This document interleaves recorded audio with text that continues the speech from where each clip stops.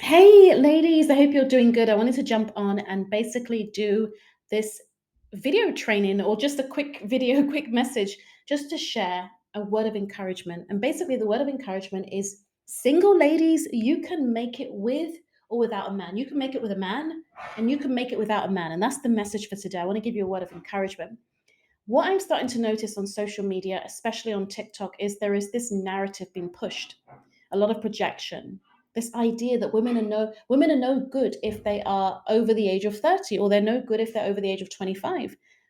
Before, a woman that was 25 was considered this like amazing gold, like a really great age to marry and have kids, like 25, 26. I mean, this is a beautiful time to get married. But because of like Andrew Tate and his brother Tristan Tate and people like that, they're now saying it's like 19-year-olds or a 21-year-old that's a high value woman. She's a virgin. She is very good looking. She basically is well spoken, and and things like that. Now, of course, there are high value women that are 21 and that are have these types of qualities, and they're a virgin and all of this. And I think it's amazing. Like if and there are some women that are actually in their 40s that are a virgin, or there is this woman that's an athlete and she's 40 years old. She's a Christian woman and she's never been married before. Okay, so there are women that are 26 that are virgins, there are women that are 21 that are virgins, and then there are women that are not virgins, but they're still very valuable. Like just because you're not a virgin, just even if you've had 10 boyfriends or six boyfriends, three boyfriends, whatever it would be, it doesn't make you less valuable. You like I just don't believe in this idea of writing people off, because God actually chooses the weak and the foolish things to confound the wise. And a lot of the people that God used in the Bible were actually questionable if we're looking at it from a man's perspective, from a human being's perspective. From society's perspective, we would have said, don't choose Moses, don't choose Paul, do not choose. Like somebody would have said, don't choose Elizabeth to be John the Baptist's mother. No, choose that young woman over there. Like, why would you choose a woman that's like, she literally is probably, I don't know how old she was, but she might have been like 50 something, 60 something, because she was old. They said that she was barren. The angel said that they called her barren, and now the woman that they called barren is now with child. And so basically, it's like, and I love that about God. God loves to choose people that the world would write off. Society would say, you're no good, you'll never make it. And God will say, you're going to make it. You're going to be the best. You're going to do something amazing. If we even think about some of the athletes out there, some of the athletes, if we think about, I remember, I just want to talk about Anthony Joshua for a moment. Like Anthony Joshua, the reason why he started boxing was because he was actually about to, I think it was meant to be that he was about to go to prison, and he wanted to be able to defend himself because he was caught up in a little bit of, just messing around a little bit at that time. And then he just got into boxing and he became really good. And it's almost like he just turned his life around and then became a professional boxer, just took it seriously. But look at him today. Everybody celebrates him. He's been this two times world champion and all of this. The world, literally, like, think of all the endorsement deals, multi-millionaire, all of this. But there was a time where people probably didn't want to, they didn't know that he was going to do this. At that time when he was, got arrested or whatever it was that happened, they didn't know he was going to be this big time two time, So the point I'm making is that don't let anybody devalue you. Don't let anybody tell you you're not good enough. Don't listen to those podcasts people that just created their own show. This is why I don't always value when people make their own podcasts sometimes, because I just think like you're not the media. Because the media actually understand ethics and they understand, and that's the thing, like a lot of people that just stand up one day and decide to have a show, they don't understand things like policies, and they don't understand the law, and they don't understand, government relations, and they don't really understand social, like sociological concepts and sociological factors that can actually help or hurt society. There are some things that we know that we shouldn't even be saying on social media, even if it's true. Even like to if a person comes out of okay, let me explain. If when you present your CV, even if you've done something that was not good in your old job, you're not supposed to tell your employees on your CV that I suck and I'm always late and I'm no good at typing fast. Whatever it is, you're not supposed to put the negative attributes on that CV, and you're not supposed to you're not supposed to basically speak negatively about yourself during an interview. On the application form, you might be able to write like, so if they need to, if you need to reveal a bit more, there comes a point where you might need to reveal some things, but you have to sell yourself. So if you can't type fast, you have to say yes, I'm a quick learner and whatever it is. And I'm saying this to you because that's how like it should really be in society. Like we should be, instead of like people putting women down and saying, you have the high body count, so you'll never meet someone, or instead of them saying things like, you're no good because you're now in you're 35, so no man wants you, you're leftovers. Who even came up with this stuff? Like, how evil is this? And there's this book called Girl Code. There is a known thing called Girl Code, and girls, we as women are meant to have each other's back. We're meant to have each other's back. And the people that I admire in society are people that build people up, like Joel Austin, Joyce Meyer. There are women that are valuable. There are men and women in society that are valuable, that are much older than me. My godmother, I admire my godmother. I look up to her. She's been there for me in times.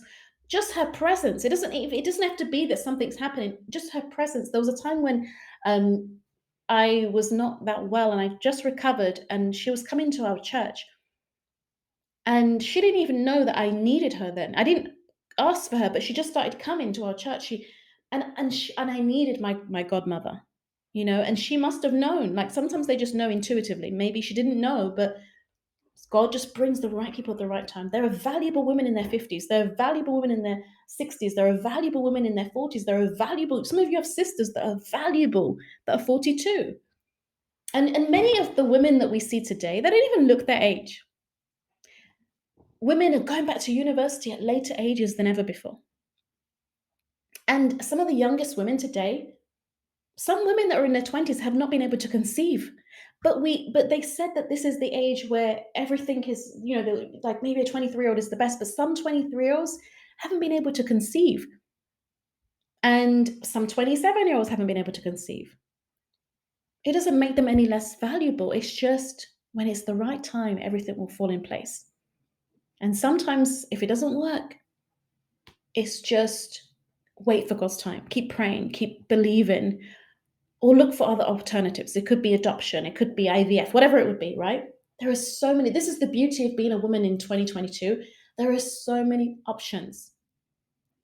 If a man does not want to be there for you in your career, in your business, if he doesn't want to support you as a husband, if he doesn't want to love you, if he doesn't want to be with you, because of the very fact that he is not willing, he doesn't want to settle down. Because there are so many men out there that don't want to settle down. They don't want a family. They don't want to be a husband. Women, there's something, a lot of people say that men don't even marry the woman that they wanted to marry. They marry, and I think it's because a lot of women had to sort of say, hey, we've been together for 6 years. If you don't want to marry me, then you're out the door. Do you know how many women had to give that ultimatum to men? And I think this is why a lot of men married them, because it's like, hey, I don't really want to lose you. But if they don't do that, it's almost like men don't want to get married. They don't ever seem to kind of initiate that. I think it's time for us to settle down. And the last thing a woman wants is to be having, like, if a woman is planning to have children, she would prefer to plan with a man that she's going to be settled with, and usually that looks like marriage. If she can do it that way, she tends to do it that way. And obviously, if a woman already has kids, she may want to basically have more children, but she may want to have more kids in a stable home. So this is why sometimes women put pressure on men to get married. And it's and but then but then you this is why like full stop, women have to be okay with being single. Because even in a marriage, there's some marriages where women are married, but they still feel like they're alone. They don't feel that there's anyone there. So don't think that a marriage is going to solve all your problems. God is the person you're looking for. God is the being, He is almighty, all powerful, omnipresent. He is the one you need. He is the one that's driving you to work. Even though you think you're driving, He's there with you. He is the one that's walking with you to church. He's the one that's basically giving you those amazing text messages that you receive in the morning. He is the one that comforts you to sleep or whatever it is, that gives you the handbags, the shoes, all of the things that you receive, it comes from Him. The good things, right? And that's why the Bible says God gives and He takes away, because He can give and He can take away. He can give you a good husband, but He can also take away the wrong boyfriend. He can take away a wrong boyfriend from your life. And I just want to encourage you just to not rush into anything. Don't be desperate. Vulnerability is good, but don't be so good to a fault. You love to a fault. Just really pull back sometimes and focus on yourself. And just know that if whoever you're meant to be with, it will happen. But just know that like you don't need a man, because everything that a man can do for you, a lot of you can do it for yourselves. You can pay for your own car. You can, like women, we needed to depend on men in a very big way in the before the suffragette movement. Before the suffragette movement is pretty much like a campaign that women put together to really protest against women being sort of like not able to work and sort of just being housewives and just rearing children, because this is what women did in the 1940s. There was no such thing as a woman going out there and working. What? Really? No. And if a woman was working, it was a very rare thing. Maybe she was sewing. Some women sewed in those days. They would do sewing. So a lot of women were very depressed. And there was a woman that actually told me this, one of my clients, she told me that her mother lived at a time where women were taking Valium because they were depressed. Okay, so imagine that. That's how they were trying to numb the pain because they couldn't stand the fact that they were just at home looking after these kids. That's apparently how it was in those days. That's a sad thing. So it makes sense that women did fight for freedom, and we're lucky to be experiencing that freedom today. We're more ambitious than ever before. We have our careers, our businesses. We have opportunities to create events. We've got our own business cards, our own.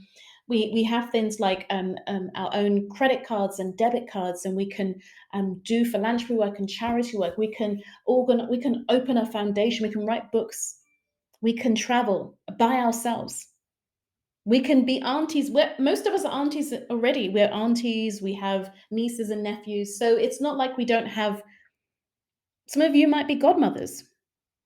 So there is so many ways to enjoy basically your singleness, but still have children around you through your family and everything. You can go and visit your family and spend time with them and then go back home.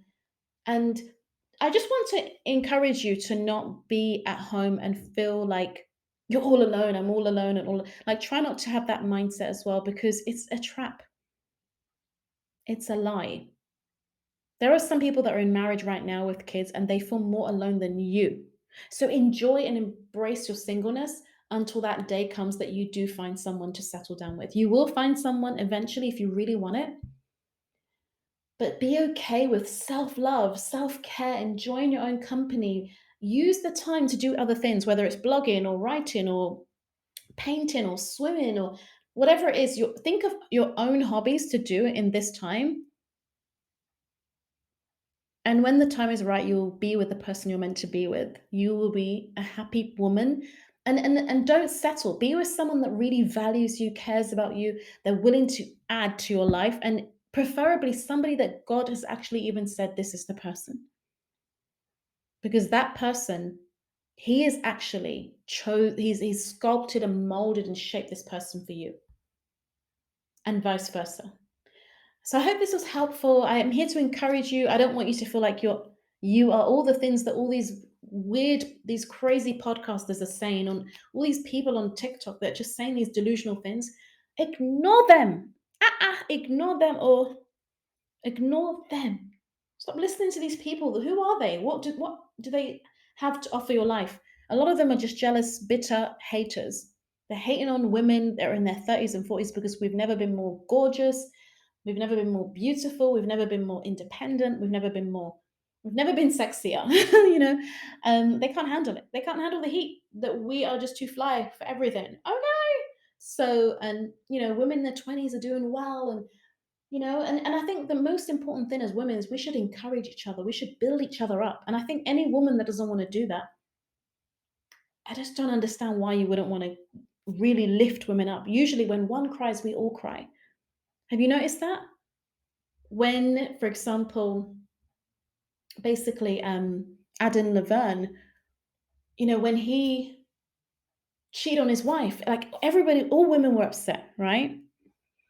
So let's just continue to build each other up and be there for each other, and not call each other these names, like, and not try and put women down to make yourself feel better, not laugh at your sister, not mock your auntie, not mock people that are not, like, don't look at a woman's downfall. Stop looking for a woman's downfall. Oh, she's put on weight. Oh, this. Let's stop all this. It's vile. It's not classy. It's not elegant. I'm not saying we're perfect. We're women. Women do love to sometimes gossip or to chit chat or whatever it would be. But let's just keep going. Like, take it up a notch, and cut out the negativity, because it doesn't help our journey. It doesn't bless us, and it doesn't bless anybody. Okay. So let's come together and enjoy the singleness. And as you're enjoying your singleness, as you're traveling and doing things, you will meet that person you're meant to marry. You'll meet that great guy that will change your life, and he'll be worthy of being in your life. It won't be something where you have to just settle because you're so desperate. It won't be like that. All right, then. Well, I hope this helps. Please let me know. Leave me a comment below and let me know. Drop me a comment below. And by the way, I have this business bootcamp that I'm launching called the Business Bliss Visibility and Fame Bootcamp. And this is for women that want to really launch a success. You want to launch an online business, or you want to reflect, review, and look at your business and see how you can improve it. It's for kingdom women. It's for women of God, but you can join as well if you're not a Christian, but you're interested in just like refining your business. And we're going to also be talking about visibility and PR strategies as well, so that you can be on TV or radio, be on magazines, and be featured in magazines, and get press for your business. It's something that I basically help my clients with. I'm a publicist, as I've already mentioned, or if I didn't mention it, now you know. So yeah, definitely check out the link below for this course that I'm promoting. And I want to say to you that you should keep on shining and be blessed. I love you all. And I just want to hope this word was encouraging, because there's so much negativity out there. And I feel like, no, it's a big no to that negativity. We need to just be united and just believe in ourselves. I want you to confess good things over your life, and keep encouraging yourself. Yeah, just know that you're valuable. God bless. Take care. Bye.